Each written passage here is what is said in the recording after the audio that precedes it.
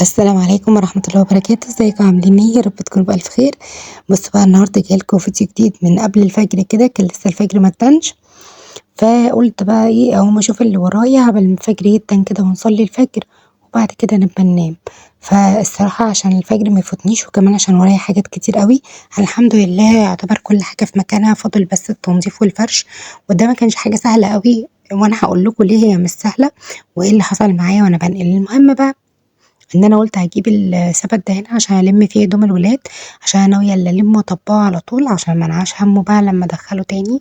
مش عايزه كراكيب، مش عايزه اكركب الدنيا، مش عايزه اي حاجه. فرحت عامله ايه بقى، جبت الباسكت ده وقلت بقى ايه اللي هطبقه من هدوم الولاد، عشان هدوم الولاد بعيده يعني لجوه، لكن انا اوضتي هنا قريبه، فاوضتي هي هاخد عليها الحاجه متطبقه جاهزه كده يا دوبك احطها في الدولاب. بقى انا انجزت، وفي نفس الوقت انا بحب التطبيق قوي في البلكونات اللي هي شبه دي، بتفكرني بزمان كنت باقف كده وأنا بالِم الغسيل باطبّق يعني الغسيل. فبجد بجد البلكونة هنا حلوة أوي. ممكن ناس تقول لِك لأ ده قديمة وكده ونظام قديم وأنتِ ما لكيش في النظام الجديد. بُصّوا أنا جرّبت كل حاجة اللهم لك الحمد. في سكن، في سفر، جرّبت، بس ممكن أكون هي حلوة وكل حاجة بالنسبة لناس، بس ما ولّفتش على العيشة دي، كل واحد بيولِّف على عيشة معيّنة. لو طلع منها يموت زي السمك في المَيّة كده، أنا برضه كده، أحب البيوت الطبيعية العادية الهادية اللي ما فيهاش بهرجة كتير. أنتم عارفين الشقة اللي فاتت دي بتفكّرني بإيه؟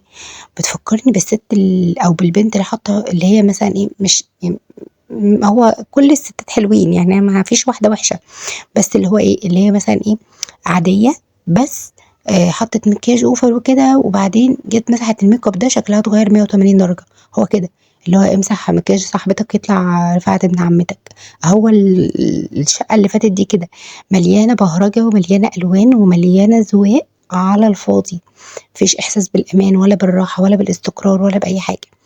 عكس طبعًا البيوت دي أنا باحب عيشتها سبحان الله يا رب، زي ما في ناس مثلًا بتحب عيشة مثلًا الأرياف، ما تقدرش تعيش برّه الأرياف، برّه العزبة، برّه القرية، مهما يكون عندها بيبقى عندهم والله. على فكرة والله بيبقى عندهم ما شاء الله، ما شاء الله، ده هُم ما شاء الله، ما شاء الله بيبقى عندهم أراضي وبيوت وبيبقى عندهم شقق كاملة، شقق كاملة وعربيات في إسكندرية وفي المدينة وفي دمنهور عندنا وكده. لكن هُم كل عيشتهم وحياتهم ما يقدروش يستغنوا عنها، فاهمين قصدي؟ فده اللي عايزة أوصّله لِك، بس عشان في ناس بتفكّر لأ مثلًا إيه، ليه يعني أنتِ مش عايزة النظام الجديد ليه؟ أنا باحب كل حاجة جديدة، بس باحب القديم أكتر يعني فاهمين إزاي؟ أنا باحب أجرّب الجديد وأعيشه وكل حاجة، بس أنا سبحان الله في حاجة كده أنا باحبها في البيوت العادية الطبيعية ما تعرفوش. مش هاقول لكم إن ده سبب على فكرة النقل بتاعي أبدًا، لا، لا، لأ، مش هو السبب. السبب قلة الأمان واللي حصل معايا، يعني لو كانت جات على حتّة الحُب بتاعي وإن أنا حنّيت بقى إن أنا أبقى في بيت طبيعي وكده وإن أنا حاسة إن أنا مش مرتاحة، أنا الصراحة ما كنتش نقلت، لإن النقل هَمّه أكتر، أكتر من موضوع الراحة ده. النقل مش حاجة سهلة، لكن الأمان بقى، الأمان والاستقرار والمصاريف وكل حاجة. فأنا كده مبسوطة أكتر، اللهم لك الحمد يعني الحمد لله، الحمد لله، مبسوطة. كلمة مبسوطة دي شوية وأنتم كمان مبسوطين، سبحان الله أنا متابعيني شبهي. يحبوا البيوت الطبيعية الهادية اللي هي شبه بيوت أمهاتنا. يعني ممكن الواحد يكون ربنا كرمه بفيلا أو بقصر كبير لكن ما هواش قادر يولف على عيشته، لأ هو ممكن يروح في بيت أهله اللي هو اتربى فيه ويقول الله أنا عايز أعيش هنا وأكمل حياتي هنا، رغم إن ممكن يكون بيت أهله ده في حارة صغيرة في مكان شعبي في مكان عادي ما هواش over ولا غالي أوي، لكن هو لاقي راحته واستقراره وأمانه فيه. فهو كده بالضبط يعني، ربنا يرزقنا الأمان والاستقرار أهم من أي حاجة، راحة البني آدم أهم من أي حاجة. راحته دي تيجي بقى مع حاجة غالية، مع حاجة رخيصة، مع أكلة رخيصة، مع أكلة غالية، مع عيشة غالية، المهم راحته، مش مهم بقى إيه الموضوع بالضبط، المهم الراحة. فأنا برضه كده. بُصّوا بقى لمّيت الغسيل كلّه، طبعًا في حد هيخاف وهيقول لي هيُقع من على الجدار، هاقول لِك لا ما تخافيش، إحنا متمكنين الحمد لله، أنا متعودة، أنا متعودة، أنا باحب الجدران اللي هي العريضة دي عشان كده كان بيت بابا كان برضو الجدار كده عريض، وكنت ألم وأطبق وآخد الغسيل كله متطبق من على الجدار، عمر وقع مني ما وقعش مني قطعة واحدة الحمد لله. الحمد لله، عشان ما احسدش نفسي اجي المرة اللي جاية الاقيهم وقعوا. بس بجد بجد كده كان احسن لي، عشان ما ادخلش كراكيب تاني. هو اصلا كده كده انا الشقة عندي راقت، بس برضو لسه ما اتفرشتش، لسه مكركبة. فما فيش متعة ان انا بقى ايه اخدهم، رغم ان انا كده بستمتع على فكرة. يعني انا وقفتي دي لوحدها انا مبسوطة كده ومتكيفة من الوقفة دي، وانا شغالة في هدوء كده وبالراحة، فيها متعة والله العظيم. انا بحب احس كل حاجة يبقى فيها متعة، فاللهم لك الحمد يعني. فانا لو دخلت رميتهم على الكنبه ودخلت بقى انضف في البلكونه وانشر تاني، صدقوني هيبقى صعب قوي ان انا اقعد اطبقهم. فكده احلى بكتير واسهل لي بكتير يعني. فبس ابتديت بقى ان انا اخد الحاجات بتاعتي ادخلها على طول، دخلتها اللي بقيت اخده بقيت ادخله على الدولاب على طول، وانا عارفه بقى انا مطبقه كل حاجه لوحدها. يعني ملايات لوحدها، مفارش لوحدها، هدوم بتاعتي لوحدها، حاجات هتتعلق على شماعات لوحدها كده، مفنطه الدنيا. بس هيحصل حاجه غريبه كمان شويه هتشوفوها دلوقتي. فالمهم بقى لقيت نفسي فضيت كده، ودخلت كمان اللي هي الباسكت ده بتاع الولاد، زقته لحد اوضتهم، وناولت لكل واحد فيهم حاجته وتروح حطها مكانها. يعني اديت لادم حاجته وتحطها مكانها، وريا حاجتها وقلت لها حطها مكانها كده يعني، وصلوها بقى معايا. المهم بقى هنا انا كان عندي بقى ايه، البطاطين دي هقول لكم اللي حصل يوم النقل. انا الدنيا شتت على الحاجه بتاعتي، فلما الدنيا شتت على الحاجه بتاعتي طبعا البطاطين دي اتبلت، ولما اتبلت ريحتها طبعا غيرت، لان هم جم كربسوا كل حاجه فوق بعضها. وانا عشان كده بقول لكم تجيبوا ونش اهم حاجه. فالمهم ايه، البطاطين بقى اتبلت، مش عشان هي ما كانتش مفكوكه، كانت متكيسه بس برضو اتبلت وهي جوه الاكياس. فعبال ما جيت افتحها من الكيس لقيت ريحتها مغيره كده. يمكن طبعا نتغطى بيها، احنا متغطين بالحاجات اللي ما جاش ناحيتها ايه ميه ولا هرس ولا كده، لكن البطاطين دي اتهرست مع اللي طالع وايدين اللي نازل. فاللي هو قرفت منها كده، اللي هو لا مش هينفع. فقلت خلاص بقى انا هغسلها. فالمهم في منهم بطانيه تقيله دي انا مش هقدر اغسلها، هبعتها المغسله. لكن البطاطين الخفيفه هغسلها عادي، وبرده مش هشيلها. يعني انا اللي هشيل يعني كمان الحاجه مغسوله هتبقى فيها ميه، ولا لا اشيل لا خفيف ولا تقيل. فالمهم بقى هنا انا عملت ايه، كان عندي سجاد كتير ومشايات كتير. انا قلت ايه السجاد والمشايات دي كلها، هو في ايه بالظبط؟ والله العظيم قلت لنفسي، رحت واقفه كده نقطتهم، شفت ايه اللي هستغنى عنه خالص، شفت ايه اللي هرميه، شفت ايه اللي انا هطلعه يعني اديه لاي حد يستفاد بيه، شفت ايه اللي انا هغسله. طبعا المشايات سهله في موضوع الغسل ده، لان انا بشغل عليها غساله في الحمام، لان انا هنقل غساله الحمام زي ما انتوا قلتوا لي. كل حاجه قلتوها لي بجد بجد ادتني افكار حلوه حلوه حلوه. ف... فالمهم بقى حابه ايه اغسل المشايات في الحمام بقى في الغساله. وبالنسبه بقى للسجاد اللي هفرشه اللي هو بديل السجاد، انا مش هفرش سجاد ومش هقدر اغسل سجاد. انا مش هغسل سجاد، حتى انا عارفه ان انا عندي البانيو وعارفه ان انا عندي الحمام، بس انا خايفه على العمليه. يعني ناس كتير تقول لك ايه ده ممكن الخياطه تفك من جوه، من جوه بطني من جوه. يا نهار ابيض، من جوه لو النبي الله يبارك لكم. انا ما صدقت ان انا خفيت وارتحت. عايزه اقول لكم ان انا والله العظيم قبل العمليه دي حاجه، وبعد العمليه دي حاجه تانية خالص خالص. الواحد كان مبطون، اللي هو يعني كلمة مبطون دي يعني اللي هو تعبان ببطنه. لا لا بجد بجد والله فرقت معايا كتير. ما تخافوش يا جماعة، اللي عايز يعملها يعملها ما يخافش. فالمهم بقى ايه، فانا مش هشيلهم بقى، انا هغسلهم. وبديل السجاد هيبقى خفيف بقى. هعمل ايه، هغسله كده واسيبه يتشطف، بس مش هشيله برضه، اخلي حد من الولاد او باباهم يشيله، لكن انا ما اشيلش حاجه زي ما انتوا شفتوا كده دلوقتي. فالمهم انا بشيل حاجه اللي هي احس ان هي خفيفه مش هتاذيني، مش اللي هو ايه هنتع كده وانا بشيلها. حتى وانا بشيل السجاد كنت هاخده كله كده ناسيه بقى، وهاخده كله على بعضه، افتكرت ان انا ما ينفعش اشيله على بعضه، رحت شايله واحده واحده لوحدها كده. سجاد خفيف اللي هو بديل السجاد ده، مش سجاد تقيل. فالمهم بقى بعد كده جبت المقشه، ورحت بقى مفرشه الايه الشيش الاول. وبعدين وانا بعمله كده بقى، وبعد ما خلاص قربت اخلصه طبعا نفضت تنفيضه، ممكن تنفيضه مية مية. بصوا بقى اللي حصل هنا ايه، بعد ما عملت كل ده لقيت نفسي ناسيه حبل غسيل، ما شفتوش، ما اعرفش ما شفتوش ازاي. بعد ما نفضت وكنست، انت كنت مستخبي فين يا عم؟ فالمهم يعني قلت لنفسي ايه بقى، قلت لنفسي هو انت ليه ما جبتيش، انا عندي كذا فرشه شباك، كذا فرشه مش فرشه واحده. طب ما جبتيش ليه فرشه شباك وعملتي بيها الشيش؟ يعني قدر الله ما شاء فعل الأول، بس الدماغ بقى، يعني الواحد مش عارف دماغه تجيب إيه والّا إيه. فالمهم إن أنا المقاشة دي أصلًا أنا كنت غاسلاها يعني، وقبل ما أشتغل بيها كنت غاسلاها عشان كنت غاسلة بيها جوّه في المطبخ، وسِبتها تنشف لغاية ما نشفت، فمسكتها بقى نفضت بيها الشيش ده تنفيضة محترمة لحد ما بقى زي الفل، تمام. وبعد كده بقى شيش بقى زي الناس كده يضلم وحلو، مش نور نور نور كله نور. فالمهم يعني، وبعد كده جبت بقى البلاستيكية دي. المهم قلت لرؤية ان هي تملاها لي وتجيبها لي، لان انا مش عايزة اشيلها، تخيل، مش عايزة اشيلها وامشي بيها يعني فترة طويلة. فقلت لها حطي في المية نقطرة مسحوق، او مرضتش اقول لها كلور عشان مش عايزاها تيجي من الكلور يعني، ما استخدمتوش هي قبل كده، الله يجي على ايديها. فقلت لها حطيه نطرة مسحوق، اوكسي باهي اي حاجة. ما حطيتليش بقى نطرة مسحوق، حطيت لي نص كيس الاوكسي. لما الرغاوي ما بقتش عارفة اروح منها فين، لما انا رحت مغيرة المية، غيرتها بس ما كبتهاش، فضيتها ببلاستيكية، لان كلها حرفيا كلها برسيل. ورحت ايه، قلت بقى عشان امسح بيها جوه وكده. فالمهم ايه، رحت ايه بقى، جايبة مية تانية رايقة نظيفة، عايزة اقولكم انها رغت برضو من الشرشوبة، رغت برضو وعملت رغاوي.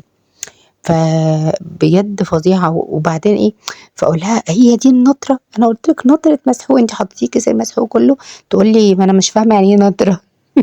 الجيل بتاع الايام دي، انا غلطانة ان انا ما قلتلكيش يا ابلة رؤية حبة مسحوق صغننين، كان المفروض اقول كده، حبة مسحوق الواحد ما يعرفش يتفك معاكوا بكلمتين، ولا يتكلم معاكوا زي ما امه كانت بتتكلم معاه.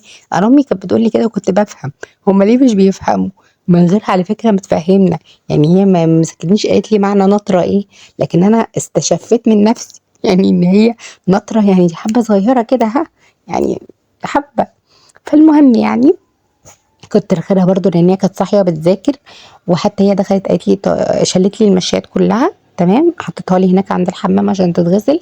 بس قلت لها روحي ذاكري بقى وكده وسيبيني في حالي، انا عايزه مع نفسي كده اعمل اللي ورايا. فالمهم بقى طبعا انا كنت اليوم ده برضو غاسله، يعني كنت غاسله دوره محترمه، ملت الحبال كلها النهار، والحبال دي ناعمه اقسم بالله، ناعمه. اسكتوا، يا ولا هتقولي لي منشر حديد ولا منشر لا، الحبال دي فظيعه يا جماعه والله العظيم. واما تكون واسعه كده وجميله وتاخدي راحتك، ومهما يكون عندك غسيل ما تخافيش، وما تقوليش ده انا هركنه وانشره تاني يوم، لا خالص. فالمهم بقى ايه، كنت طبعا غاسله برضو. هتقولي لي منين غسيل كل ده، هقول لكم والله ما اعرف، لو اعرف هقول لكم. انا زيكم. في واحده بتقول لي ايه، خفي الملابس، طب اخفها ازاي، دي هدومنا. يعني عايزه، في ناس دايما تقول لي ايه، الغسيل ياما، ما احنا 6 افراد، شوفوا 6 افراد بيقلعوا يلبسوا، كل واحد فيهم لابس له 7 حتت، كلسون وبنطلون وفانيلا وهيكول وبلوفر، يعني وصالح، يعني ياما ياما برضو. فاستغنى عن الهدوم ازاي، انا اي حاجه قديمه والله بطلعها على طول برميها، بتخلص منها. بس انا ولادي بيغيروا كتير، انا ما بستحملش اشوفهم لابسين هدوم مش نظيفه، ما بستحملش الهدوم تقعد عليهم كذا يوم، يعني انا يوم يوم لا، ولادي يغيروا. صالح تقريبا كل يوم بيغير، لانه طبعا ممكن يعمل كده يعمل كده، انتوا فاهمين يعني حركات دهيت، فلسه صغير، فيوسخ هدومه يكب حاجه عليها، يكب ميه، طبعا ما اقدرش اسيبه مبلول، يا نهار ابيض ما اقدرش، ده ضميري يعذبني. عمري ما سبت عيل هدومه مبلوله عليه ولا صيف ولا شتاء. ده انا ابني ادم يا نهار ابيض كنت بغير له كل 3 ساعات، بس مش للدرجه، أنا كنت اوفر يعني اول عيل بقى وكده، بس في الصيف يعني في الصيف كنت كل 3 ساعات بطقم كده، اغير له 3 مرات في اليوم ولا 4 كمان. ف المهم انا بحبهم دايما نضاف، دايما يغيروا صالح والولاد، فده بيخلي غسيل ياما غصب عني يعني مش بمزاجي، هو يقلعوا يلبسهم، بس مش قادره اخف هدومهم لانه هم محتاجينها كلها. انا ممكن على فكره اتخلص من كتير منها، مثلا هاجي بعد كده يفتحوا الدولاب ما يلاقوش لانه بيغيروا كتير، فهيلاقوا الهدوم كلها ساعتها في الغسيل، يستنوها بقى يقعدوا جنبها لما تنشف، مش طبيعي، لا ما اقدرش اعمل كده. فربنا يبارك بقى، ربنا يبارك، والمهم وخلاص. فالمهم مليت الحبال كلها، ما كنتش متخيله ان غسلها هيملاها كلها على فكره، ما كنتش متخيله ان هو ياما كده. وحطيت كمان على المنشر اللي هو اللي جوه ده اللي انا عملته القمر ده، منشر صغنطوط كده الصلوحه، كام حته كده كانوا فاضلين وخلاص. فبليته، بص بكلمكم هنا بتاوب، وحسيت بقى بالراحة والانتعاش، والبلكونة بقت زي الفل. وعايزة اقول لكم ان البلاط ده اقسم بالله بينضف نظافة احلى من السيراميك الف مرة. هو مش احلى كشكل الصراحة، يعني برضو الواحد يقول الحق السيراميك له هيبته. انا بحب برضو السيراميك، احنا عندنا شقتنا كانت برضو كلها سيراميك، بس برضو كانت البلكونة كده بلاط. هو البلاط حلو في البلكونات ليه؟ لان السيراميك في البلكونات بيلم تراب، هو السيراميك عامة ناعم وبيلم تراب ناعمة. فالسيراميك في الشقق مية مية، والبلاط برضو في الشقق عشرة على عشرة. يعني هو نعمة ربنا كلها حلوة، محدش طايل من الآخر كده. بس بجد بجد البلكونة اللي هو ايه، كنسة كده، تحس ان هي اتغسلت اقسم بالله. إيه الصراحة البلاط بينور، وبعدين ايه ما يتوسخش بسرعة. يعني ممكن انام اقوم تاني يوم ابص كده الاقي البلكونة زي ما هي بتشف وترف. تعالوا بقى السيراميك تاني يوم تحطي رجلك تحسي انك بتدوسي على تراب. فما اعرفش ده صح ولا غلط يعني، بس ده اللي انا بحس بيه. بس ربنا يخلي، كلها نعمه بقى ايه، وفضل من عند ربنا، ربنا يخلي يا رب. فالمهم بقى ايه، عدلت بقى اهوت الملايه اللي كانت نصها واقع دي، كانت عايزه مشبك كمان. يا سلام وانا بنشر الملايات مفروده كده، كنت محرومه من الاحساس ده من زمان والله العظيم. فالمهم بقى ايه، انا طبعا بعد كده صليت الفجر وعملت حاجات كمان، بس هتشوفوها في الفيديو اللي جاي.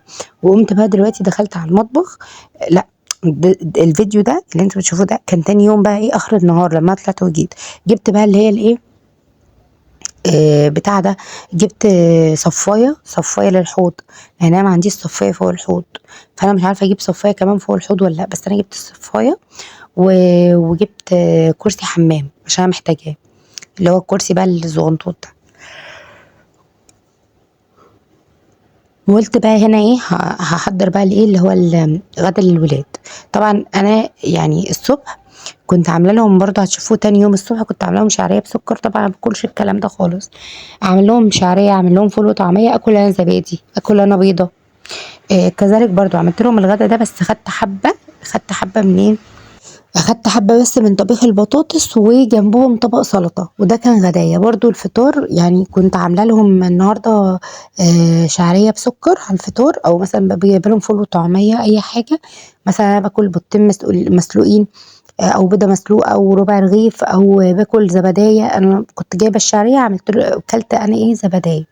فالمهم بقى انا نزلت جبت غدا، وجبت الحاجات اللي انت شفتها دهيت. فالمهم بقى عملت ايه، رحت جايبه شويه زيت، وحطيت عليهم بقى ايه، خرطت بصلتين. تمام. وبعدين نزلت عليهم بربع كيلو لحمه. انا جبت ربع كيلو لحمه، وجبت اللي هو ايه بط اللي هو بتاع العابد ده لتاني يوم. فالمهم بقى ربع كيلو اللحمه ده هعصجه كويس كده، واول ما يتعصج معايا كويس قوي، هروح نازله عليه بقى بايه، بحبه طماطم ضربتهم في خلاط. حبه طماطم بقى مش مهم تصفيهم، صفيهم براحتك، ما تصفيهمش براحتك. انا ما صفيتهمش اصلا، لان انا المطبخ بتاعي زي ما انتم عارفين تحت الانشاء. فاللي هو بقى انا مش فايقه، انا عايزه اغدي ولادي واخلص اللي ورايا واشوف انا بعمل ايه. فالمهم نزلت عليهم كده بالطماطم، وسبتهم لحد بقى ايه ما تسبكوا كويس، وحطيت عليهم ملح وفلفل بس. ونزلت عليهم لغايه ما تسبكوا كويس، وبعد كده بقى ايه رحت مخرطه بطاطس زي ما يكون صوابع بطاطس اللي احنا بنحمرها عادي، بطاطس تحمير، بس تبقى تخينه شويه يعني مش رفيعه قوي.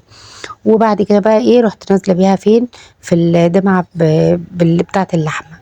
وسبتها تاخد غلوتين لحد ما البطاطس السلق يعني استوت، بس مش تتهري، استوت بس. وعملت جنبها رز بالشعريه. عايزه اقول لكم حته اكله تحفه. انا بالنسبه لي زي ما قلت لكم سلطه وحبه طبيخ بطاطس. تمام.